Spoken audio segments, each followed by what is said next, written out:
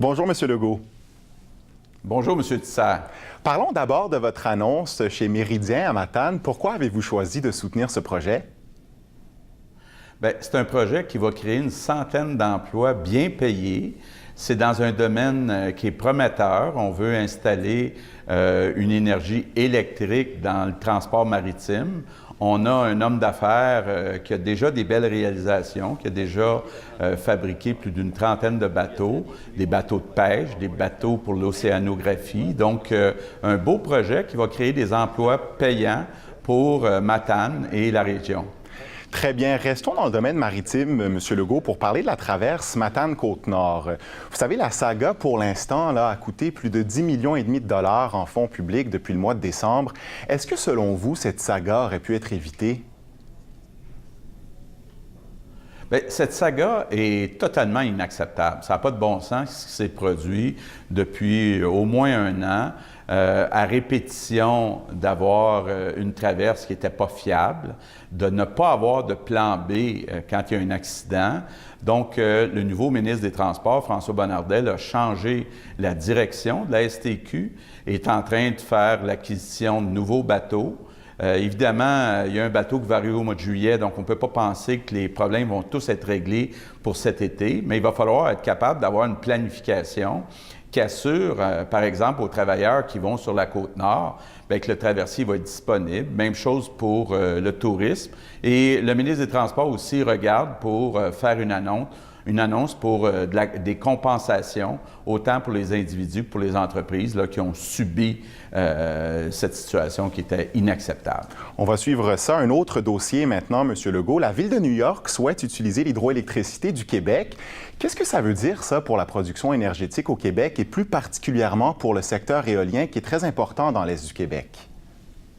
Bien, c'est une bonne nouvelle parce qu'actuellement, Hydro-Québec a des surplus d'électricité pour les 20 prochaines années. Donc, si Hydro-Québec arrive à négocier une entente avec la Ville de New York, ça pourrait utiliser une partie des surplus.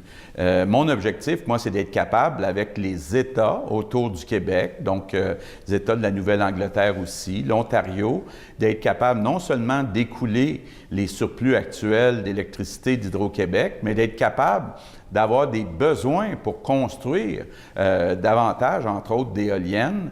Mais pour l'instant, on est en situation de surplus. Mais c'est une bonne nouvelle.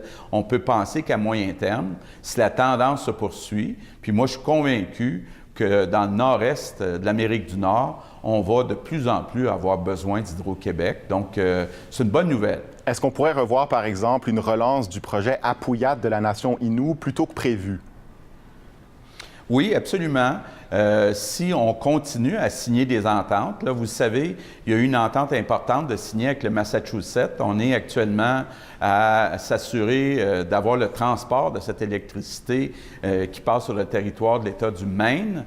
Donc, si on a le Massachusetts, la Ville de New York, je sais que le Massachusetts aussi serait ouvert à regarder pour doubler la capacité. Bien là, on va pouvoir commencer à d'abord se débarrasser de nos surplus actuels, puis avoir besoin d'électricité additionnelle. Puis là, bien, les nouveaux projets, que ce soit Apuiat ou les autres, vont devenir des projets qui vont être nécessaires pour être capable de bien approvisionner tous nos clients. Y a-t-il de nouveaux barrages en vue, M. Legault? Parce qu'on sait qu'un projet hydroélectrique là, sur la rivière Petit-Mécatina, en Basse-Côte-Nord, avait déjà été soulevé comme une possibilité.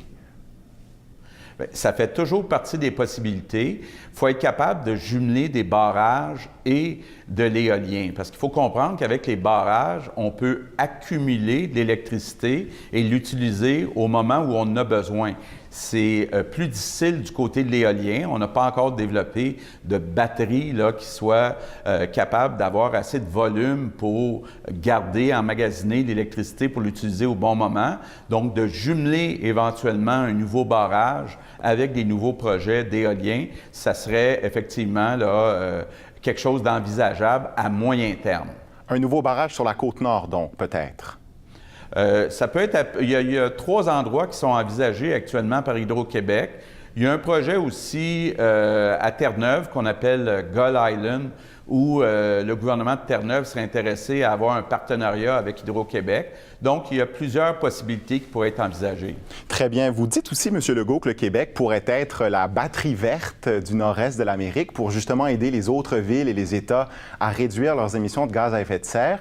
Mais que fait votre gouvernement pour les réduire ici au Québec en tant que tel? OK. Bon, d'abord, il faut regarder les faits. Quand on prend les 60 États et provinces, c'est le Québec qui a le moins d'émissions de gaz à effet de serre par habitant. Donc, on est déjà les meilleurs. Maintenant, les efforts qu'on doit faire pour être encore meilleurs, c'est beaucoup du côté du transport. On doit aller plus vers le transport électrique. On doit aussi transférer une partie de l'auto vers le train, vers le bateau, que ce soit autant pour les passagers que pour le transport de marchandises. J'avais expliqué dans le projet Saint-Laurent, puis là, bon, ça donne bien.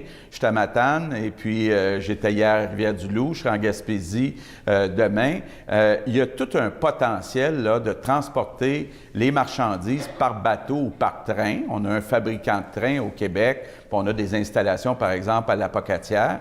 Donc, d'être capable d'avoir moins de transport, par exemple, par camion. Malheureusement, le Québec est le champion du transport de marchandises par camion. Oui. On est en retard sur la plupart des pays en Europe, par exemple. Donc, il faut être capable d'envisager aller plus du côté du train puis du bateau.